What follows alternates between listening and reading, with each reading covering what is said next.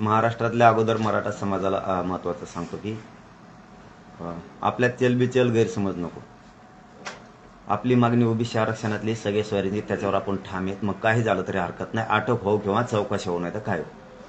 दुसरी गोष्ट, महाराष्ट्रातल्या मराठा समाजाला पुन्हा एकदा की जे विद्यार्थ्यांच्या परीक्षात आणि काही सामाजिक बांधवांचे कार्यक्रम होते, त्यामुळे आपण जे आपले कार्यक्रम 3 मार्चपर्यंत ठरलेले होते ते आपण स्थगित केलेले आहेत आणि त्याचं रूपांतर गावागावात, शहरात साखळी उपोषण आणि धरणे आंदोलनात आपण केलेले.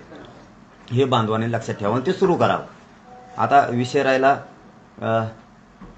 की जे दडपशाही सरकारकडून चालली ती, गृहमंत्र्यांनी आदेश दिलेत की आंतरवालीतला मंडप काढून फेका, तिथलं व्यासपीठ काढून फेका, छत्रपतींचा पुतळा आहे ते काढा, सगळं फेका तिथलं. तर रोज म्हणजे कालही झालं, रात्री पण झालं की त्या मंडपसाठी ती दडपशाही सुरू आहे. ते मंडप मराठ्यांच्या अस्मितेचा आहे, ते आंतरवालीचा मंडप नाही आहे.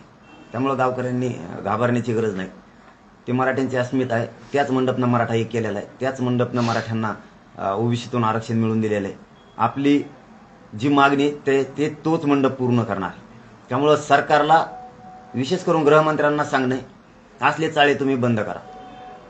पुढं मंडप काढून फेकल काय, तिथं काय खुणं पडलेलं नाही आहेत, तिथं काय दहशतवाद्याची केंद्र नाही आहेत, तिथं संचारबंदी लावायला तिथं काय कापाकापी झालेली नाही, तिथं शांततेत आमरण उपोषण, साखळी उपोषण सुरू आहे सध्या. आता तुम्ही गावावर चाललेली दडपशाही त्या गावकऱ्यांवरची बंद करा लवकर. आणि मराठा समाजाने काही चलबिचल व्हायचं नाही, शांत चित्तानं बघा. किती दिवस यांची मजा करता येते. आणि आता तुम्हाला चौथा मुद्दा मराठा समाजाला सांगतोय की आपण आजपासून करोडो मराठ्यांनी ईमेल करायला सुरुवात करायची. राष्ट्रपती, पंतप्रधान, महाराष्ट्राचे राज्यपाल आणि मुख्यमंत्र्यांना आंतरवालीसह महाराष्ट्रातील मराठा समाजावर सुरू असलेली दडपशाही सरकारकडून थांबवा आणि सगळ्या स्वाऱ्यांची अंमलबजावणी करा. हे सगळ्यांनी ईमेल करोडोच्या संख्येने करायला सुरुवात करायची आजपासूनच.